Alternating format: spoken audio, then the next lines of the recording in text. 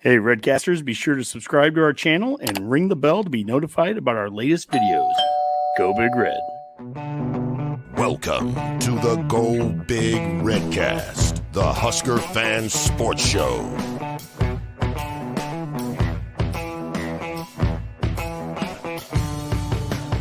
Welcome to the Go Big Redcast. I'm your host, David Gassers, and I'm with Redcast Rob. Hey, everybody. I'd like to say thanks for a great weekend out in Lincoln. As everyone knows, this past weekend was our spring game. I'm only reminding myself, really, because otherwise I've forgotten about most of the weekend. That's right. Rob, I'm impressed you didn't get arrested, really. You know what? I'm impressed I didn't get arrested either. Although I did eventually find my clothes. So, Boomer, I believe you're accompanying Rob for some of that fine festivities there in downtown Lincoln on Saturday. How you doing? Doing well. I'm just excited to be back on the show. Been a little while since we've had a live Redcast. I'm just kind of hoping we can maybe get more live listeners than the Colorado Buffaloes have in the transfer portal right now, but that's going to be a heck of a challenge. We're actually almost there. Yeah, we're getting close, but let's keep it going, folks. So. That's right. People are transferring out of Boulder, and they're not even in the program, you know. And we're also with Honky. How's it going, buddy? Going good. That's a good segue for me, Boomer. I didn't really have a hot take, but I had to say something about Dion. They're going off the rails over there in Boulder right now, and looking forward to August 29th already when North Dakota State goes to play Colorado. I think everyone's going to be, temporary Bison fans that day.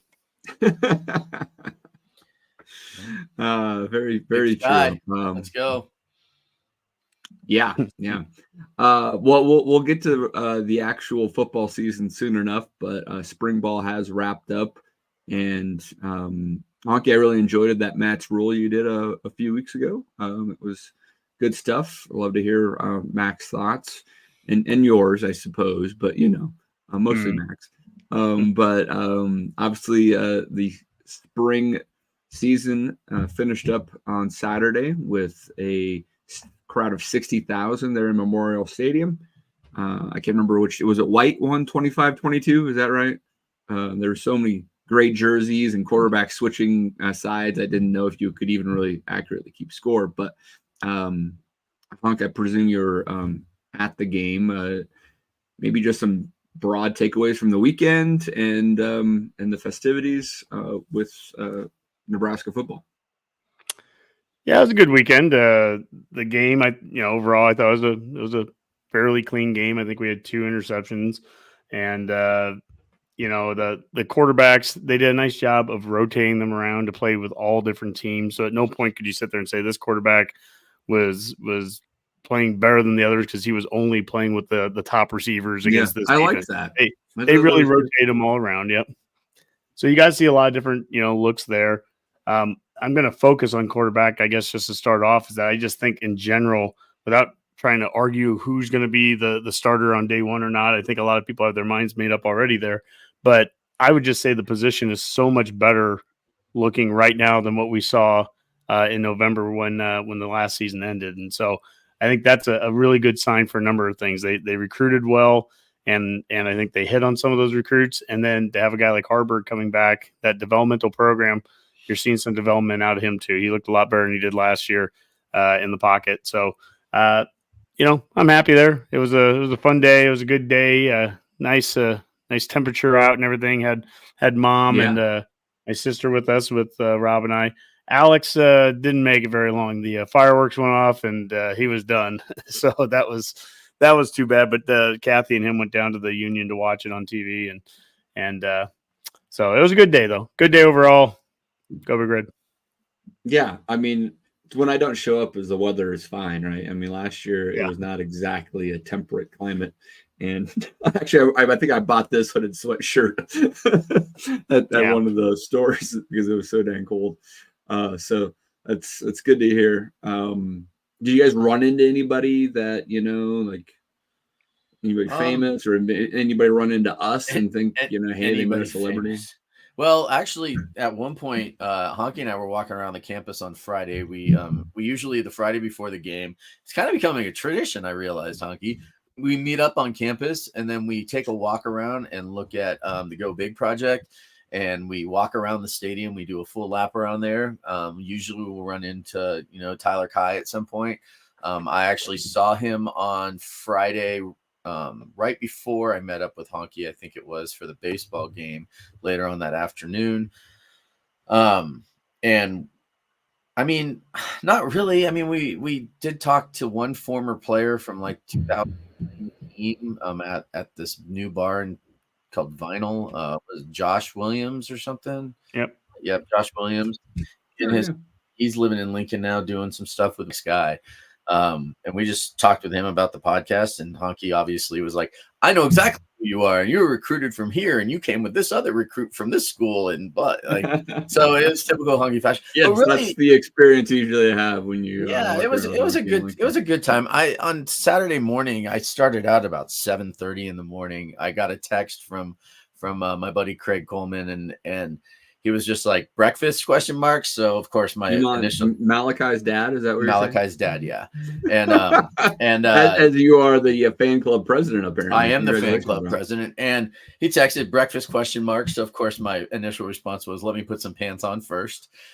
So I found those pants, and then I met him downtown at a bar and got some breakfast burritos, and then I finally made it home about 1:30 in the morning. That's pretty much how. I think at some point Honky and I stopped off. I was able to shower and change, but we weren't there for more than half an hour, Honky. And then other than that, we spent pretty much 18 hours in the town of Lincoln on Saturday doing. That's awesome. One of my favorite stories from that is actually when Rob and Craig were walking from the Haymarket to meet up with my sister and Kathy and Alex and Mom and I.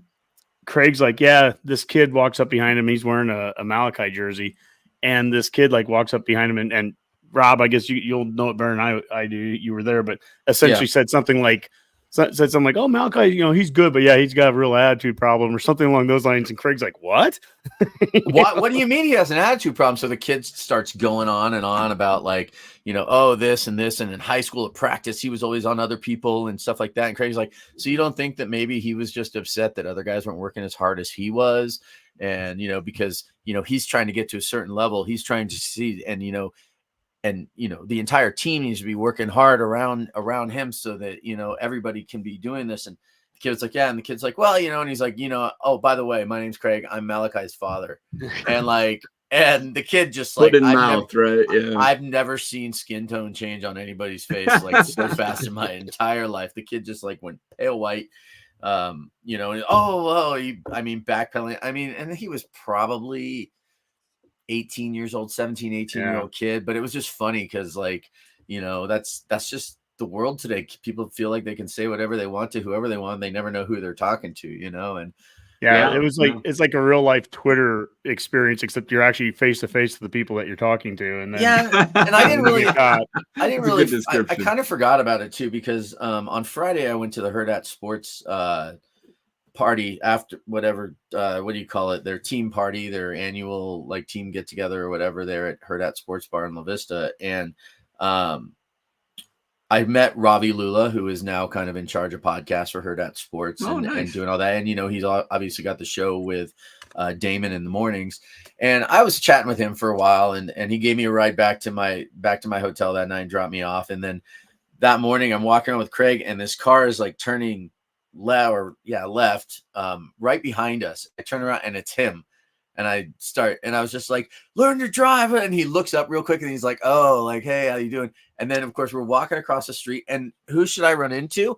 But a good friend of the programs. I ran into Landon Davidson and his parents, who were out from Colorado on I don't even want to call it a visit because he's already on the team. He doesn't get on campus till June 1st, but he was out for the spring game. And they had this whole thing for them where they got together, and obviously they were on the field and they announced their names on the field during the game. Yeah, all the freshmen, all the freshmen that weren't on campus, or even some of them that were on campus, I think. But the coolest part about that was they didn't really know where they were going. And so Craig and I were just like, here, let's walk you over to the Hawk Center where you guys can get together. Cause they were kind of turned around. All the traffic in Lincoln is different, obviously, on game day. They've got certain streets blocked off. Sure. So we walk him over there and I'm talking with him. And, and talking with his mom and dad, and Craig's like getting to know them because there's all these parents groups where parents help each other out, and they get like discounted plane flights, and they get all these different things. And the parents didn't know that they get X amount of tickets per game as parents, and the players do and everything. So that was really cool. And then I was talking with Landon a little bit about what his goals are for coming in, and he's got some pretty lofty goals, and I'm not going to throw him under the bus right now because I basically told him, keep some of that stuff to yourself. We don't want you getting like, cocky or anything like that, but I'm really tell Rob the thing you don't want said. Yeah, hey, yeah, I'm not going to tell it, but I will say that I'm really looking forward to hopefully seeing that kid on the field this year, because I will say this is that standing next to him and talking with him and just listening to what he plans on doing for that offensive line in the next, 3 to 4 years. He is built like the Hulk, man. I'm not even joking. And a big kid. He's all of his like 6'5", 285, 300 pounds. I mean, he's a big kid, and he's all muscle, and he's been doing it all on his own. He doesn't have any workout program from the school, anything like that yet. So June 1st comes, he's going to start putting in the work, and he's determined, and I can't wait to see him out there. So. All right. Well, let's dive into the offense a little bit more. Honky, you talked about the QB play already, but I mean, we can dive in maybe more specifically. Obviously, we looked at the three-headed monster of Dylan Raiola, Danny Kalen, and Heinrich Harburg. All of them had some bright spots. You mentioned the 2 INTs, which came kind of close back to back. Neither one was horrendous, right? I mean, one maybe both were kind of thrown behind their receivers, I guess. But overall, I mean, from a grade perspective, I mean, it feels like that QB room, to your point, with the development of Heinrich, for example, has made a step forward, right? Maybe it's not as deep as we like, but I think we feel like we might have 3 viable options there. Is that fair to say? Yeah, I mean, the second that Raiola got on the field, the crowd was electric, and he took him down the field too, and scored a touchdown on that drive. And so I think that kind of set the tone. And you saw some of the competition, like, oh gosh, if he's going to do that, then now when Kalen gets on the field, I need to produce something. Or then when Harburg gets out there, I need to produce as well. Right. And Harburg, he still had one nice run out of the pocket where he went for about 20 yards, and he still brings that element to the game that the others don't have as much. But they all threw the ball pretty well. They were throwing it all on time. It looked like there was. Harburg threw a great one across the middle to the tight end, and backup tight end. But great. I mean, from where we were sitting, kind of threw it over the zone in between guys and right in stride. Kalen did a couple of those where, it looked like he was really seeing the field well and making good reads. But I mean, at the end of the day, Raiola is pretty special. And there's just some things that he's doing that's like, there's a reason he has the ranking that he has. And so I'm all about continuing the competition. For me, there's no reason to hand it to anyone yet. But I know that there's going to be a lot of people that will have a big eye roll when they hear that because they've already handed it to him. I just think the competition's good right now, and let it keep going, through the summer. Yeah, I'll only make all 3 of them better. Mm-hmm. And eventually we're going to need likely more than one at some point. Other offensive positions of note, I mean, they did run the ball a bit. I saw Mazuka, right? This is the brother of the lineman that everyone talks about, actually getting a lot more snaps than I expected. Yeah. There's always that spring game hero, right? Mm-hmm. But others out of that running back spot, obviously, several of them were being held back. So, yeah, I mean, Dowdle scored the long run, the Oregon transfer. I think Emmett Johnson looked outstanding at the beginning of that, and you didn't see him as much as the game went on, but I think Johnson is primed to have a really breakout season this year. Quentin Ives played quite a bit. He's a big guy. He's tall, and he kind of runs tall too. He's like a 6'2" running back, and then obviously Irvin and Johnson, Ramir were sitting out for it. Irvin, we'll just see. I mean, I think the world of the kid. He's just been so injury prone with big injuries, like season-ending injuries. So hopefully he can just come back and be healthy, number one. But right now, Johnson and Dowdle, and those 2 guys got the bulk of the top carries there. And I thought they both looked good. I didn't have any issue there. There's a lot of screen passes come out of the start. So, I mean, those guys are catching the ball out of the backfield as much as running it. Yeah, fair enough. And, Rob, you're the wide receiver expert now. So Malachi was not out there. He's still getting healthy, but I think some of his colleagues out there had some big days. Yeah, there was a lot of now I'm like, and the problem is that it's during the spring game, you're trying so hard to read guys' numbers on the back of their jerseys, right? Yeah. Like obviously the freshman Barney had a Barney was looking great. I will say that my favorite part about him was that return that he had almost for a touchdown, getting tackled by Alvarez there in Albano. I'm sorry, Albano. My brain, sorry guys. Getting tackled by Alvano there and standing up, kind of looking, because I guess the story goes there that he actually thought Alvano was on his team, because when he's running down the field, the gray jersey looks so much like the white jersey that he didn't realize that it was not his that, or it was a lineman. And then just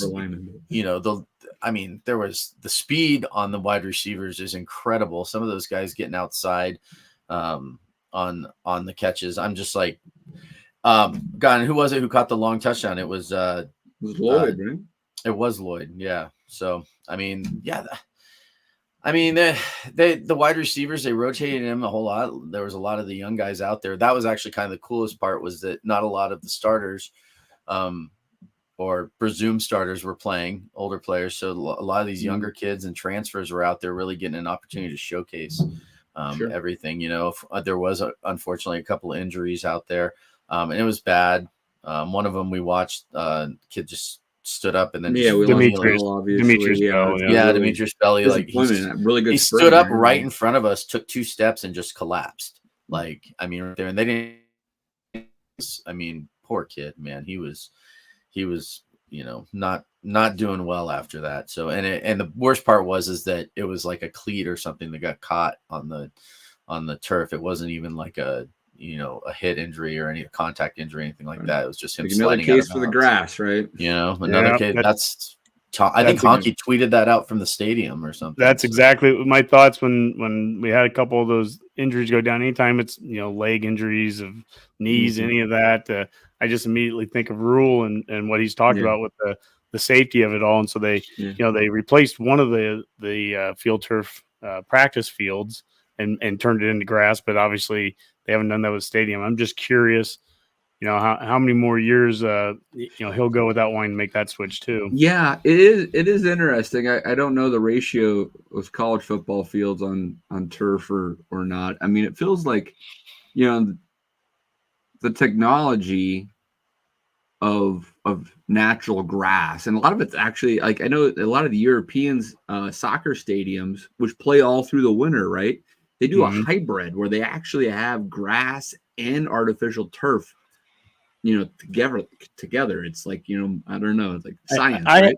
I've got like Bill Murray and Chevy Chase in my head, smoking a huge bong here. That's right. Blend of Kentucky bluegrass and artificial turf in Northern California. Best thing about this is you can play 18 holes on it and smoke it after. It's going to the bejesus after every game. A pond would be good for you, Boomer. Yeah. Natural spring. Yeah, that's right. But my point is that I feel like the technology, if there's anything we're investing in the $450 million stadium project that apparently is not completely on hold, can we put a little bit into world-class field that maybe can hold up in November, but is better for all the players at this point? I do it for you, Dave. This was last year, so I'm pretty sure it's pretty up to date. But out of the 133 schools that are in Division I NCAA, 94 use artificial turf and 39 have grass. So it's fairly rare. And it's even gone down from the peak. Yeah. I think we need to be innovators on that, like I said, because I think a lot of other fields have started to figure this out. So, But as far as the receivers went, Dave, the 2 transfers, Banks and Neer, were, Banks right away, first play of the game, downfield blocking on that side screen to Fedoni, which we'll talk about tight ends. I thought Fedoni looked outstanding, but Banks brings a physical nature to the position, that's for sure. And he didn't make a bunch of big catches in this game. They did go to him downfield one time and just didn't connect. But that block right away, I thought, set a tone. And then Isaiah Nair, he's a speedster and 6'3" body. They were doing some of the crosses, shallow crosses, and you give him any kind of open space, and he can do something with it. The other guy that I think was a little bit surprised was Janarian Bonner playing as much receiver as he did last year. Obviously, they moved him over to fullback, which was probably on necessity as much as anything, but for a year ago. But he played well there. Bullock, got a few catches there, and it kind of falls into, I think, some type of possession receiver. Lloyd obviously had a big catch there. Davon Hall, good seeing the true freshman out there. Yeah, there you go. And the first time, and the thing I always think about with any of these true freshmen, whether that be Raiola or Kalen Hall, any of those guys, we have a real advantage of playing in front of 60,000 people. We take it for granted at the spring game that we only had 60,000 there. That's still ranked, I think, 5th nationally. And these kids get to play in a live Saturday kind of environment. Compare that to we were making fun of Colorado there earlier. Dion, Buffaloes didn't have a sellout like they had a year ago for spring game. They had quite the opposite of it. And so for us to have 60,000 people, that's another good environment for those young guys to have to play in. And I'm sure there were some nerves. Yeah, absolutely. Let's talk about those tight ends. You mentioned Honky of Fedoni, obviously leading the cast there, but overall looks like a position of strength. Yeah, Smith Flores, that was his first opportunity really out there making some plays too. Did a nice job. It was interesting, as Rob was saying, when they were going through all the true freshmen at halftime, the reaction, the response to Carter Nelson, obviously not in pads or anything, just to stand there and he does the bones and the crowd goes nuts there. But Eric Ingwerson too, the kid from Papillion La Vista, man, he's a big guy. He is a big tight end. Like I saw, you almost look at him and go, geez, he could. I don't know what his aspirations are, but he could almost be an offensive tackle. He's like, was he 6'7" or something? 6'6", he's 6'6", 250. Yeah. Oh my gosh, and he looks bigger than that. So, yeah. But yeah, Fedoni. To me, it starts with Fedoni. That's the best I've seen him look in terms of being. He didn't look kind of robotic, a little bit mechanical. He has last year, which we think about that. You go back to a year ago, and it's like, can we just get a game out of him without the injuries? Yeah. And we got the entire season. Now he looks healthy. So and that's awesome. I mean, I think he's primed for breakout. I mean, look at our tight end room too. Like the guys that, could play this year, right? We've got Fedoni 6'6", 250. We've got Ingwerson. Is that how you say his name? Carter Nelson, even the kid coming in out of Ainsworth, right? That everybody's like, yeah. He's 6'5", 225, right? Like tight end is getting bigger and bigger. Yeah, Borkacher, right? Borkacher had some really nice catches in the game. He had that one that was right over the middle. Oh, we're still drinking martinis. I see, Honky. Yeah, okay, Honky is. That's what we started with on Saturday at 2:30 in the afternoon. Yeah. And Boomer, what are you drinking? I'm enjoying a Negroni just to kind of kick off spring summer. A well-made Negroni. A well-made Negroni as opposed to the one we had on Saturday. Yes, they were far too sweet. Yeah. Sorry, folks. So, sorry. And then I was going to say Borkacher, he's 6'5", 245. I mean, so you start looking at our tight end room, and it's looking like a real tight end room. It's looking like an NFL tight end room, right? Like, I mean, just these kids are they're big, man. It's like Think about the matchups just in general. You talk about the tight ends there, but then you put Banks and Nair on the field with Malachi Coleman. There's some serious size. If we wanted to get real big against the team, we can get real big. And if we want to get real fast against the team, we can get real fast with guys like Lloyd and Nair out there as well. And that's fun. And some inside information that I'm pretty sure I could share. Malachi grew an inch in the offseason. He's 6'5". And he's up to 215 or something like that now. And he is stacked. I mean, absolutely stacked. And that's incredible. Like as a wide receiver blocking on the outside, which is why he was on the field last year, is because of the quality of his blocking on a lot of the run plays and whatnot. I mean, you're right. Like we can go big, and he's a big kid. He is a big kid now too. I mean, that's like he added a whole nother inch. It's crazy. Yeah. And yes, I am the Malachi fan club. Thank you, Dave. Yeah, I like it, Rob. That's all right. You can wear that badge proudly. The Boomer, the rest of the Redcast has added weight this offseason too. I saw it. Well done, Boomer. Speak for yourself, Boomer. I was gonna say I think I look pretty good, Boomer. Boomer, before we transition to defense, let's talk about maybe the offensive elements, I guess, of the special teams. We did have some missed field goals. Yes. And want to talk about that? Yeah, that was probably the biggest, flag for me the entire spring game. I mean, you get what you get out of a spring game. You're not getting 100% live defense versus offense. You're not getting the full game. But, special teams, just a matter of repetition and doing the same thing every time. And for some reason, we just Alvano, was 1 for 3, I think, for field goals, and they weren't particularly long ones that he missed. I mean, the one was 30-some yards, and he missed a 40-some yarder. I mean, that's a bit concerning, that kind of environment. And even the opening kickoff of the spring game, I mean, that was almost out at the 1 yard line. I mean, there were some issues I saw there, definitely. Just from Alvano, he's got the summer to figure it out, and a lot of it's mental, with kicking. It always is, but that's. Special teams, folks, is a thing for a reason. I mean, that's a detail that costs you games, and Nebraska fans should know that from the last few decades. That's something. It's all about. Yep. Yeah, all about 3 more in those 4 games in November that all ended with a field goal. But I saw some people they were really attacking Alvano for having such a bad freshman year, and really his freshman year, I wouldn't call it bad. I'd say it was inconsistent. He had a stretch there in the middle of it that was really solid. If you look at he was 9 of 15 for the season, and he was 27 of 27 with extra points. Never missed a single one of those. He was 1 for 1 with his 50-plus field goals, where he struggled. He was 2 for 2 from 20 to 29. He was 4 or 5 from 30 to 39. It was in the 40s. He was 2 of 7. So from 40 to 49, he was 2 of 7 last year. That's where he really struggled. And then in this game, he came out, and I think both of the kicks were in the 30s that he missed.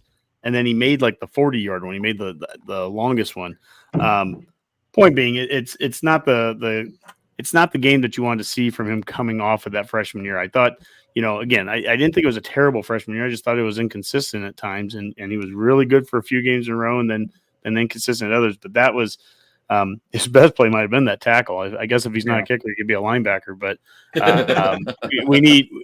We got openings. Yeah, you got to make those anything from 40, 45 in. That's got to be at D1 level. A high percentage that you're making. Yes, I wouldn't say it has to be automatic in college, but you can't just like not go for field goals in that stretch. You need to be like, I would say, that's the advantage if you.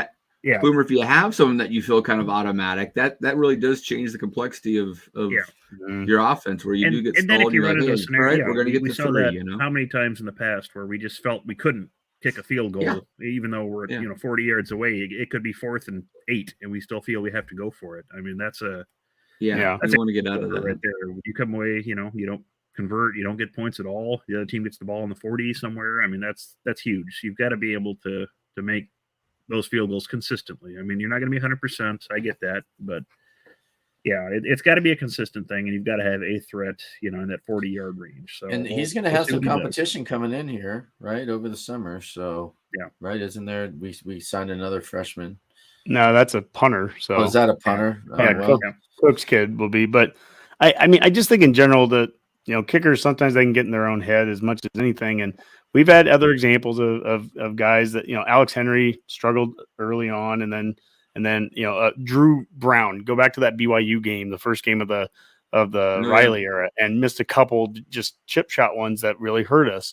But they can come back from this. Alvano's got a ton of talent. He's kicked very well in that stadium before, at the high school level too. So, and he's made a 50+ yarder their last season. So I'm not. Don't be jumping off the Alvano train or anything like that, but I understand the frustration there and the concern that people would have walking away from that game. Sure, yeah. So Roger Dodger, they're talking about needing that acceptable percentage in that 40 to 49. Ryan Mediger, Dinger, our good Redcast friend there, said that Alex Henry didn't miss more than single-digit field goals in his entire Husker career. And Donkey's point, probably a good portion of those was when he was a freshman. Early on, and then, Yeah. So, it's a spring game. He'll need to make those in the regular season. Let's give him the chance to do so. But he has all the expectations that he has, I'm sure, right? So he knows that wasn't acceptable. He'll kick 10,000 kicks over the summer. There will be no shortage of practice attempts by him between now and August. Yep, absolutely. All right, guys, let's talk a little bit defense. It's always kind of difficult to judge the defense in one of these games where you can't really hit the quarterback, and it's definitely a little bit of a lighter touch. Everyone's trying to get out of there healthy, but Honky, kind of your big takeaways from the black shirts. Well, I think Chief Borders has got to be a starter, at the beginning. Oh, wait, sorry. So that was a surprise. But no, I think with the D line there, not having Nash and Ty playing, seeing some of those guys out, giving a lot of opportunities for the younger guys out there. As Rob said, we kind of spent the whole game flipping through the rosters and making sure we were figuring out which guy was which. But the game that was built for the offense to be able to have some opportunities. You're not hitting the quarterbacks and everything, but there were some good tackles there. I saw on some of the runs, there's some good tackles. There's some good hits on the receivers. So, there was some physicality being shown there. And you're seeing tackling. You're seeing some solid one-on-one tackling as well that would still give you hope that the things that we saw a few years ago, like when Bill Bush takes over defensive coordinator and they start tackling in practice, they go, we haven't done this in 4 seasons. That didn't, you didn't get any of that sense watching that game. So, guys they're in position. They were making good tackles there. There's good physicality. Just as a whole, that was something I guess I'd like to see coming out of spring there. It wasn't, I'd call it a fairly vanilla looking defense there. They weren't blitzing from all angles and doing all kinds of crazy things there. But just in general, I was pleased with what I saw. Yeah, no, absolutely. Just a quick side note. I sent you guys a picture. I was on a business trip, and I actually ended up talking with Nash's cousin, Colin Anderson, I think his name is. Just random things, right? Like I'm sitting there with no one with Nebraska ties, and suddenly they find out I'm from Nebraska, and they're like, "Oh, and my second cousin goes to Nebraska," and like Nash. Then I'm like, I throw out all this stuff, and they're like, "Wow, you really know about Nebraska football?" I'm like, well, I do a podcast, and before you know it, odd random thing, right? So it's very cool. Just dropping names now. God, who do you think you are? Me? Yeah, of no one who's famous. It's just Nash's cousin, It's just, I thought it's a small world out there as a Husker fan, especially if you actually know the players well enough.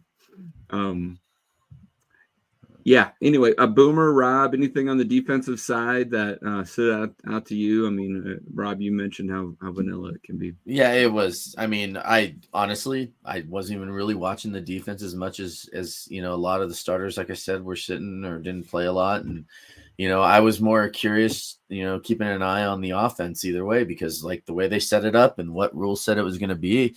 It was basically going to be a shootout, and they rotated the quarterbacks so that every quarterback played with everybody. Throughout the game, just had them just going in every series. And the defense wasn't, they couldn't hit. There was probably a couple of nice throws that were made by the quarterbacks where they probably would have been hit pretty hard, but they're basically just pulling up and not hitting them. So we know what the defense is. We know what it's going to be. We know how it's going to be run. We know like how the rotations are going to be made with players, and that, whether you're a true freshman, a redshirt freshman, or a senior on the team on the defense, you're probably going to get playing time, even if it's only for 4 or 5 games and you come in and surprisingly make 3 or 4 sacks in those opportunities. That's what our defense is going to be again this year. I'm really interested. Everyone was excited to see like how the corner play was going to be. Well, corners obviously need, blitz packages and a lot of pressure on quarterbacks to really truly be effective, right? Because you can only stay on guys with speed for so long. And so, that part, obviously it was for the show where they were getting wide open down the field, and the quarterbacks had a lot more time than they're probably going to have normally. So it was, it was kind of like you said, like Honky said, it was a vanilla day on the defense side, but yeah, I mean, there's still fun guys. With all that said, Rob, and maybe I'll throw this to Boomer, because I don't know there's much more to say on this, is that it was still only 25-22. I mean, like, it was set up to be a shootout, and I've seen a lot more points scored. Is that maybe a concern for the offense, that they had everything in their favor and it was actually only in the 20s?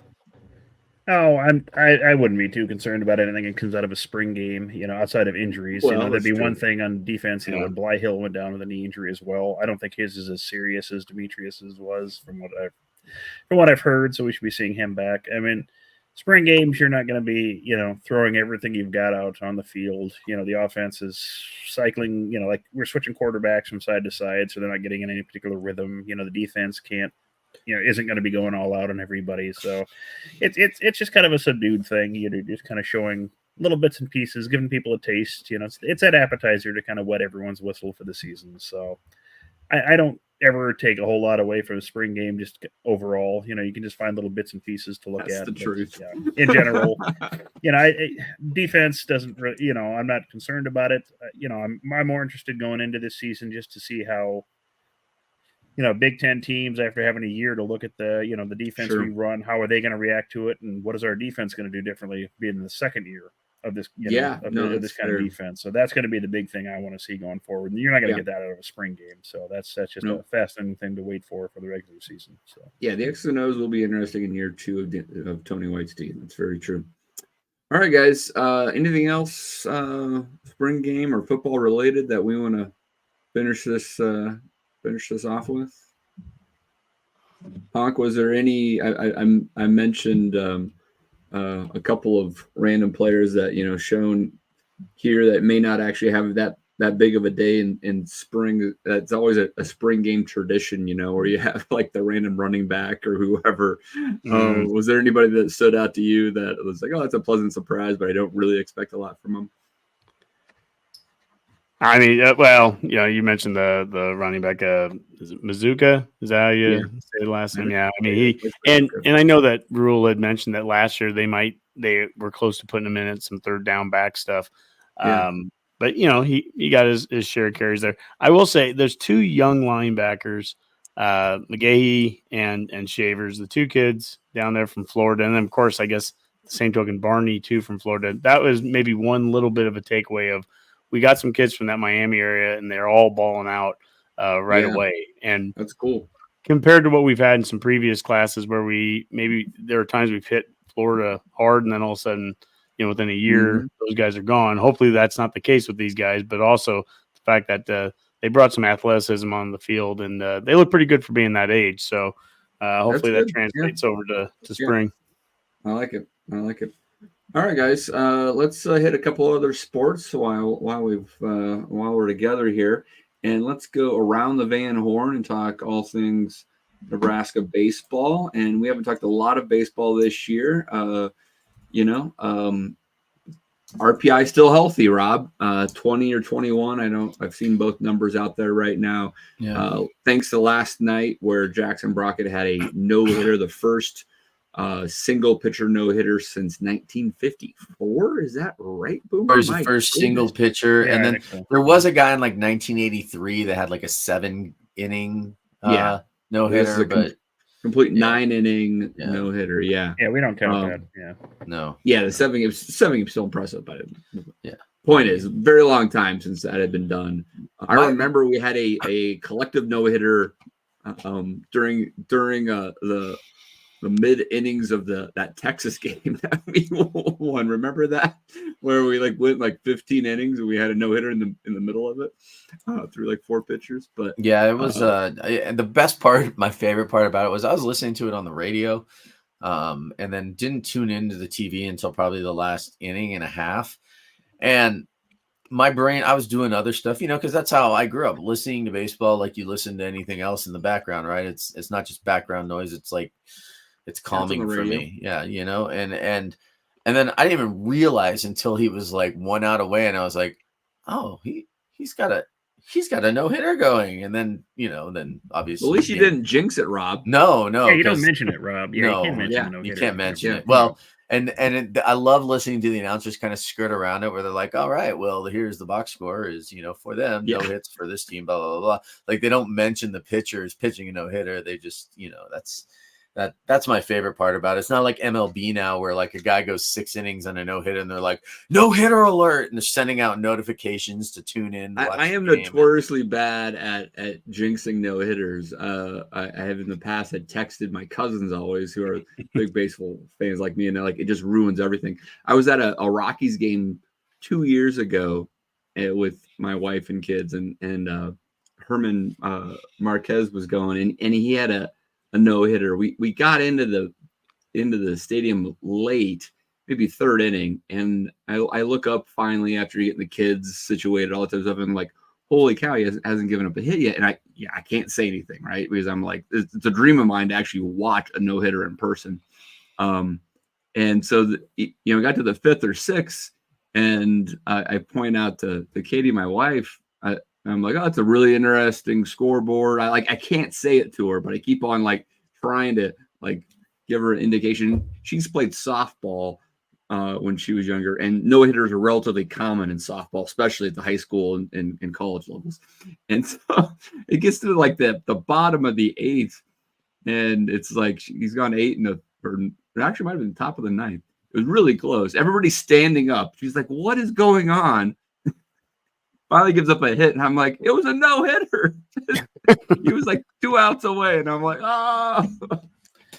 Yeah. So I hope all the fans there at the Haymarket, it was in Lincoln, right? Appreciated it was. That, because that is a very rare thing to see. Well, the best part about it is that this guy was basically batters this season. He's only pitched 5 1/3 innings or something up until last night, and he was. The other opposite teams were hitting 500 against him. He was not pitching very well all season. He basically got the nod to pitch. He found out a couple hours before the game that he was even going to be pitching that night and starting because they had gone through so many pitchers against Creighton the night before, so it was, and then of course, the fact he's also from South Elkhorn. So all the stuff that went on with the tornadoes last Friday and everything. The story about it is just so cool. He's a legend now. He's a Husker legend now, and all, and it's funny. So, Dave, I know you still go to Rockies games. I don't really follow MLB anymore for a lot of personal reasons, and so Husker baseball has become my baseball. I will tune in for every single game. If I'm driving somewhere and the game's on, I'll turn off whatever music anybody in the car is listening to. I turn on the game. They don't have a choice. I come home, I put it on the TV. I will literally start folding laundry and I'll get all the laundry done in the house and iron whatever, just so I can watch the games. And this has been a really exciting team. And I'm going to say it just like the basketball team that we were all season long, is that if you're not on this bandwagon yet and you are just looking for a good time and watching good quality baseball, this is a very good college baseball team. It's a very good college baseball team because there's not one single aspect of this team that you can go, oh, look, this is the best part of the team. It's a true team effort going on right now. Some nights the offense is just so good that it can carry the pitching. Some nights the pitching carries the hitting. We've already had a complete game shutout at one point this year. So there's a lot of good things going on right now with this team, and it's time to start tuning in, guys, if you're looking to jump on the bandwagon, because it's going to get exciting. We're down to 10 games left in the season. We're only 1 game out of winning the Big Ten. We don't play either Illinois or Purdue, who are ahead of us in the standings, of course, because yay, Big Ten.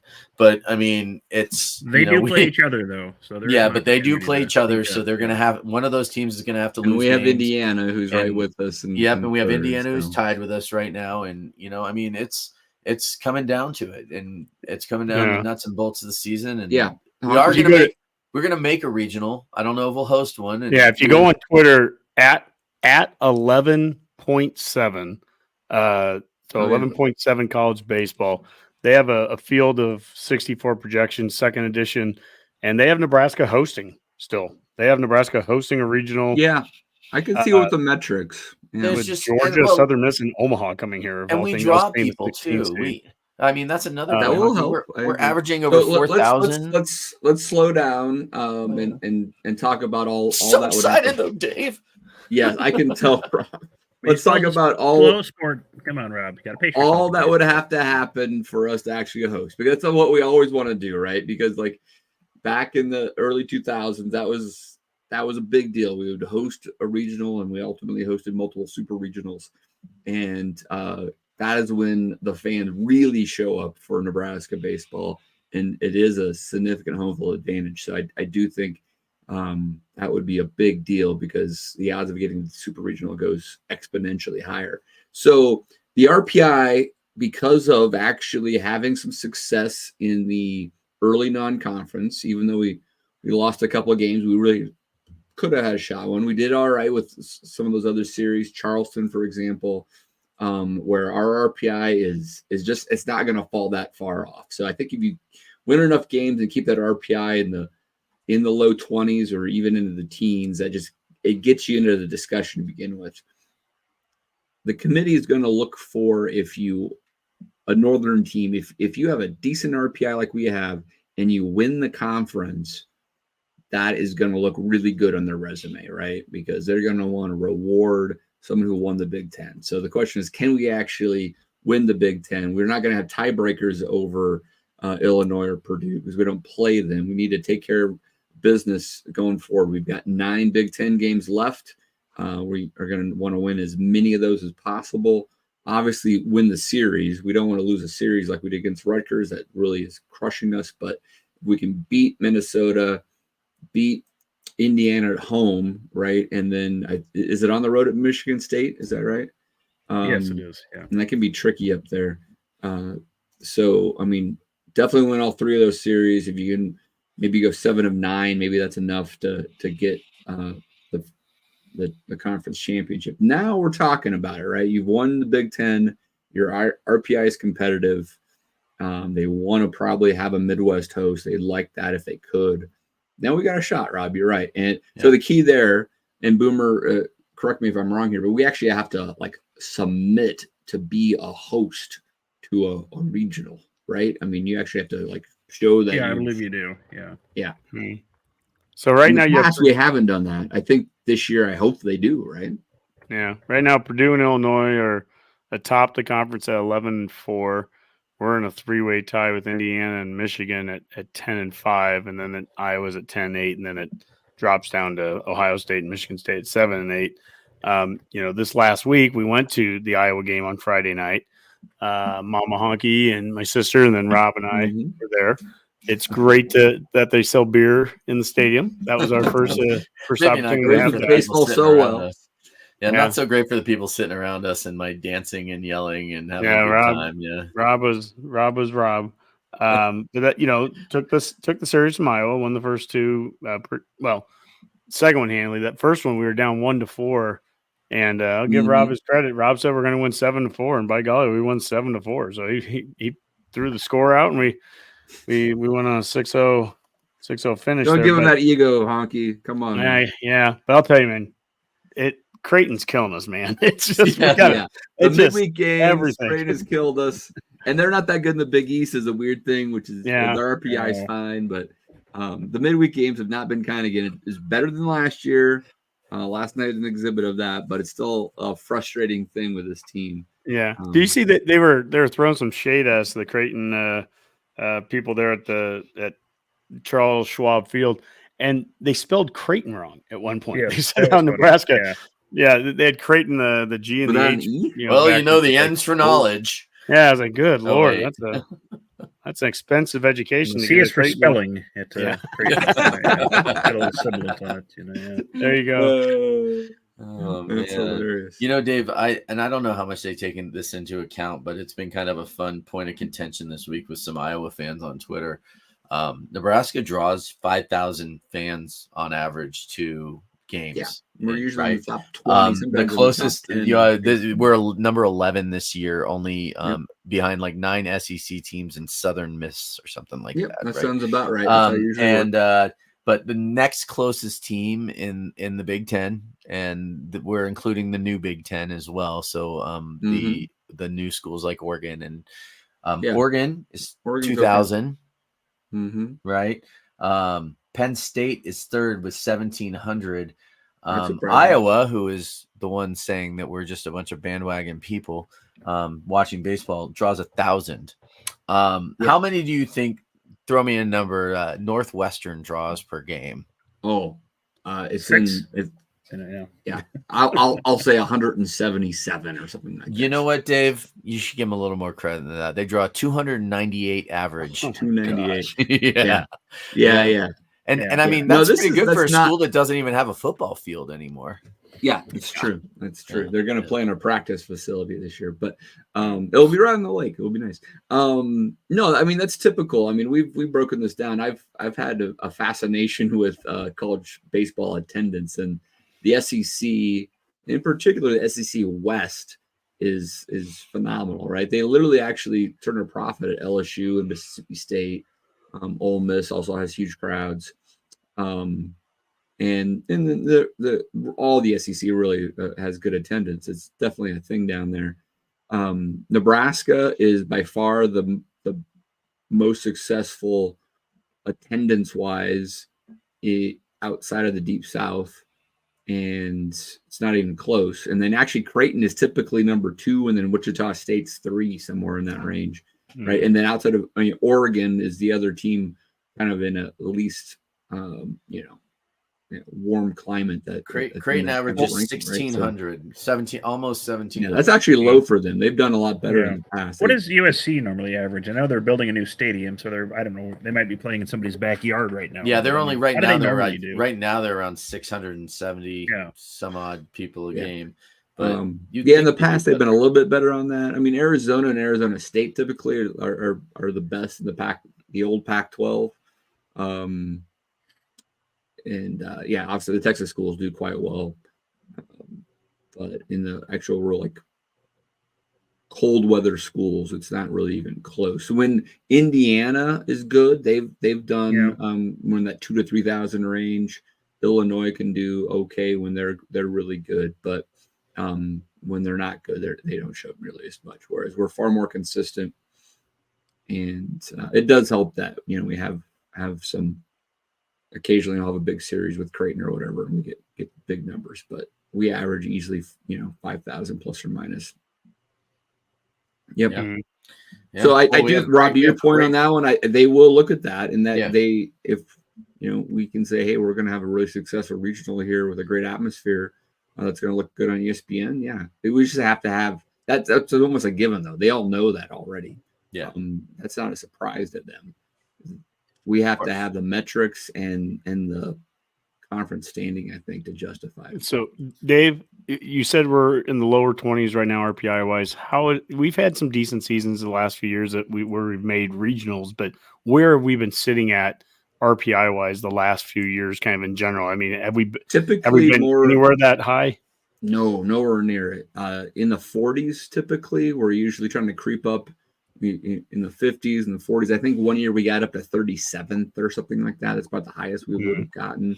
So to be this low is different territory. I don't know if these teams are any better. It's just the metric, because of the success we had in that non-con, allows us to try to make the argument that we're there, right? Yeah. I mean, there's whole evaluations there where like a team that if you're not in the top 30, the odds of you hosting is Neil. I think there might be one or two that's ever done it, right? But if Is that- you're is in Neil that like 25 range or better, you got yourself a shot. Yeah. So do that. Keep the RPI up where it's at. So we're hosting a regional, Dave. You're saying That's cool. If we win the Big Ten, I think that would do it. Yeah. Yeah. If we don't win the Big Ten, might be a lot harder. That'd be my take. Yeah.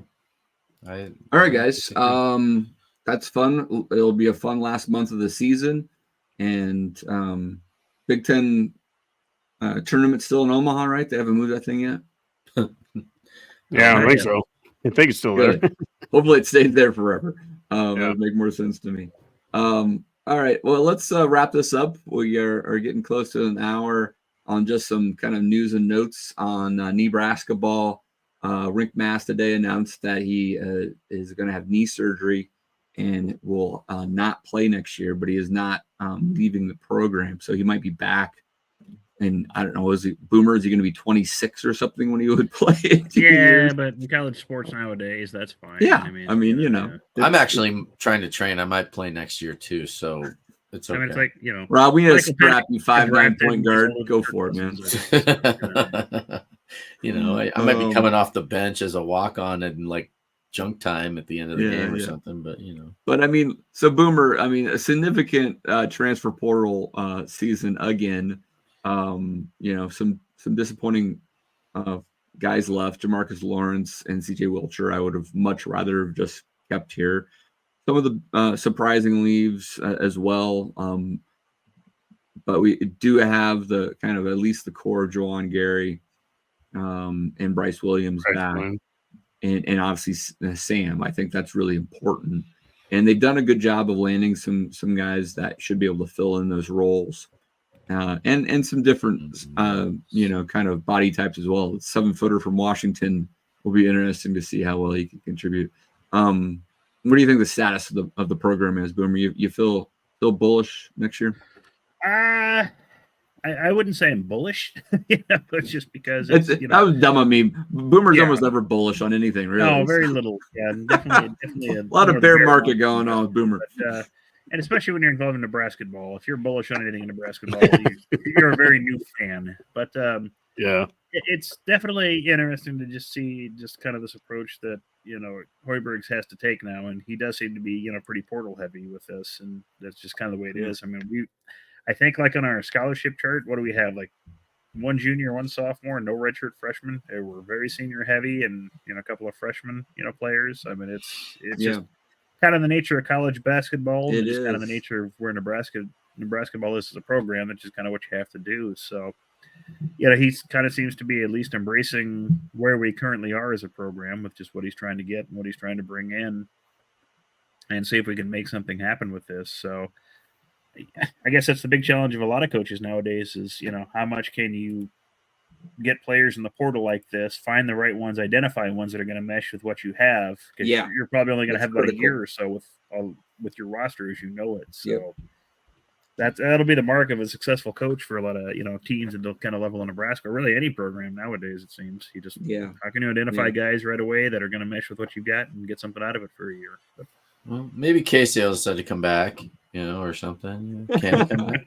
I mean, come on, Calcabretta, nice. Didn't he announce for Creighton that he's coming back next year? Did I see? Yeah, he said he's going to play another season. Probably got some NIL there, right? You know, I am a little surprised with NIL that we didn't keep a couple additional players that, you know, but you know, again, we don't know the inner workings of what's going on here, right, Honk? It's hard to tell. Yeah. And it's attractive to go somewhere else at this point sometimes. So it is frustrating because I felt like the core of the team was really solid. That if we would have kept a few more players, I still like the guys we kept. I just wish we got a few more. And I think who they brought in, the guy from Utah, he's got a funky name. What is his name again? Raleigh Worcester. Raleigh Worcester. Raleigh Worcester. Yeah. Worcester. Does he come with a lot of sauce?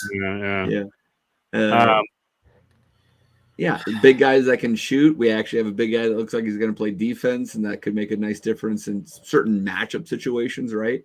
I don't know if that really necessarily fits Fred's offensive philosophy, but in certain matchup against certain teams, you're having a 7-1 guy that can do what you need to do in Big Ten play might win us an extra game or two. Right. And you really need him with Mast out now. So that's the thing right now. I mean, this to me, I mean, I'm not bullish right now either, just in terms of there's been so much turnover, way more than I was expecting. Thank goodness we have Gary and Williams coming back, and of course Hoiberg coming back. So there is some kind of base there. But Wilcher and Lawrence, I that took me completely by surprise, and I really was hoping that that Mater Jope or Jope, I think is how they pronounced it, and then Eli Rice. Those were young guys I was hoping. Eli Rice. I really want to see those guys get developed in the program. To see Jamarcus Lawrence end up at Rhode Island, just it's like, dang man, you were playing Big Ten ball and you're playing good, and he struggled coming out as a point guard, but by the end of the season, coming off being like the sixth guy, I mean he really found a spot for him too, and so I don't know that's tough, but we had 3. Last year with Mast and then Alec, we and then I guess also with Gary, we had some size. We could get multiple bigs on the court at once. This all season, we brought in Andrew Morgan, so he's the 6'10", 6'11" guy from like North Dakota State, I think it was, and then Braxton May from Washington, 7'1". So and 2 years ago he was all Pac-12 defensive team, so he had a ton of blocks and was like a 75% shooter from the field, or like a 50% shooter from the free throw line. So I think they did an admirable job filling the gaps of what they lost, and that's what you got to do. I mean, at this point, if you lose the players, you got to fill it somehow. So that's how to Boomer's point lives everywhere, right? That's just the way it is. But I was just disappointed that we lost that many guys. I just was not seeing that after that season was done. I really thought that this was a team that was tight knit, was going to stick together, and when CJ left, I was really, I don't know, just disappointed with that, because he'd been around, he'd done such a great job for us the last 3 years, and stuck around when he could have left a long time ago. And that's the thing. I'm not pointing fingers at any one person. I'm not saying Fred, what did you do wrong, Fred? I'm not saying anything. I was just disappointed with that, and so again, thankfully with Williams and Gary and Hoiberg back, there is something to build off and around with those 3 guys. Obviously Euless coming back too. He didn't play last season with the Iowa transfer at point guard. The other point guard then is the Utah guy you're talking about, Worcester. Connor Essegian. I guess I didn't realize I didn't pay that close of attention to him last year with Wisconsin, but that he had injuries and hadn't played much. But I remember him as a freshman being, pretty good player there. So I mean that perked me up when we got him. But yeah, it's going to be a lot of changes. I mean, it's just the way it works. It's now. just the landscape I don't of think college we're basketball. That unusual is a crazy thing, Honk. So, and that's. I mean, even the Arizonas. I mean, every year, it's like they got 3-4 guys. It seems like coming in, new starters, transfers. People from Bello leave you guys, right? I mean, Bello left, and he went to go play at Indiana. He's a transfer crop. I mean, wow.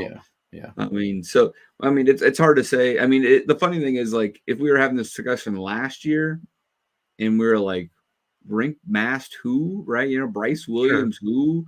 So like, I'm willing to give them a bigger opportunity. Yeah. And I don't want to lower the expectations dramatically, because I think that a lot of people think that, Fred does have proof of concept. And if he can fill that roster like he did last year, I think it might be okay. Losing Rink, it does hurt, because that would have been really a big help, no doubt. But all right, guys, anything else? No, I'm sorry, Dave. Your wife just sent me some pictures from Facebook memories from like 13 years ago, and at a white trash party that we went to together. And there's a picture of you looking somewhat like Wayne, of Wayne and Garth from Wayne's World. Yeah, Wayne's World there. So I don't know if people can see that. Thanks. But there's Dave for those of you watching right now. So and that was his real hair, right? So. 100%. Yeah. Oh yeah. I mean, totally. well, and I was hoping that you'd show pictures of our wedding anniversary. That was a few days ago, right? Well, it was happy wedding anniversary, which I always remember every year because it is also my mom's birthday. So, happy Rob's mom's birthday and happy anniversary, Dave. I did text you guys that. I don't know how many of your friends actually text you happy wedding anniversary every year, but I do. No one. No. The only reason I remember. No, just kidding. All right, guys. Well, you're welcome, Dave, for being like, oh, yeah, it is that day, isn't it? Yeah. Thanks, Rob. You keep me out of trouble, Rob. One time a year. All right, Boomer, what do you got? Not a whole lot. St. Kilda is playing like complete garbage in the AFL to start the season, so that's been a little depressing. And the other thing you'd mentioned, the weather in Nebraska has been adventurous so far to start the year. There's been a lot of bad weather, a lot of tornadoes already. Nebraskans are always willing to pitch in, help out. If you're interested, look around. There's lots of things you can do to help your neighbors, help your friends, help people around the state. Just whether it's donations, helping clean up, just finding somebody that needs a place to stay or whatever it is. Just go ahead and do that, and just take care of yourselves, people. When you do see those alerts go off, they are serious. You don't have to go out and take pictures. Leave that up to somebody else. Just stay safe, everyone. So.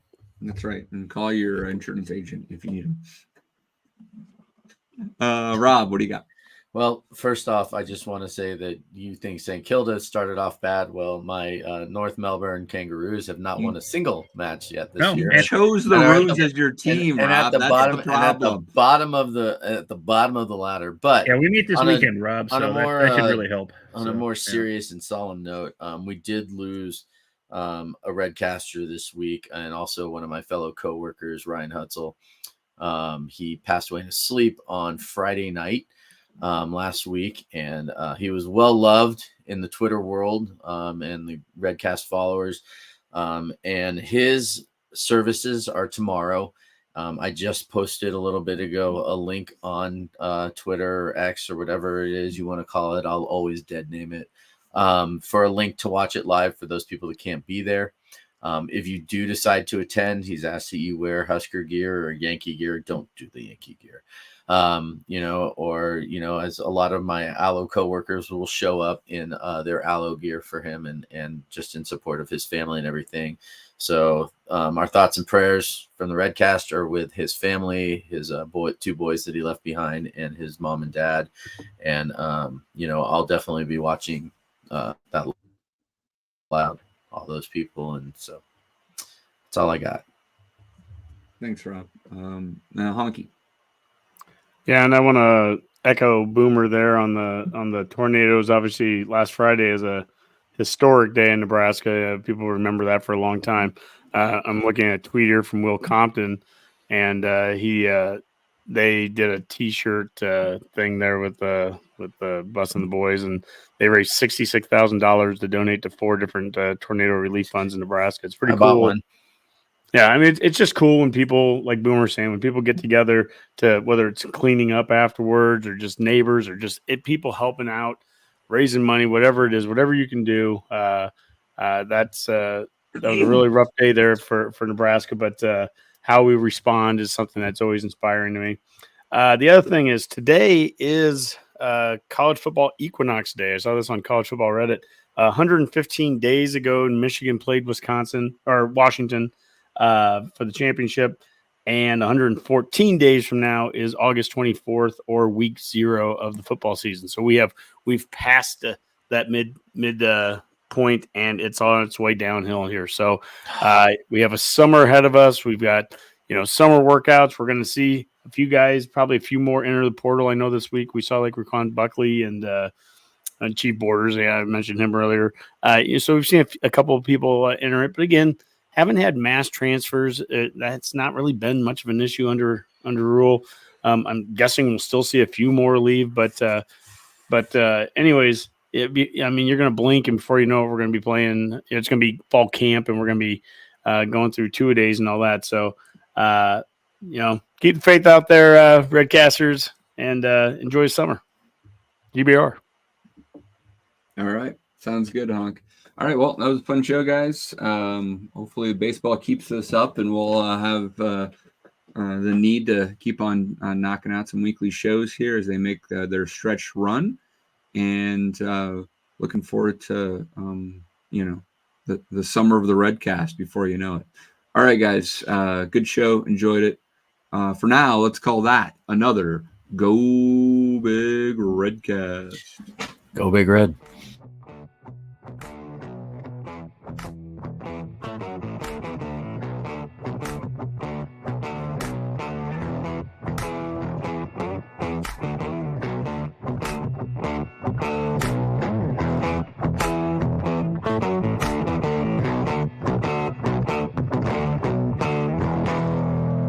A Herd at Sports Network production.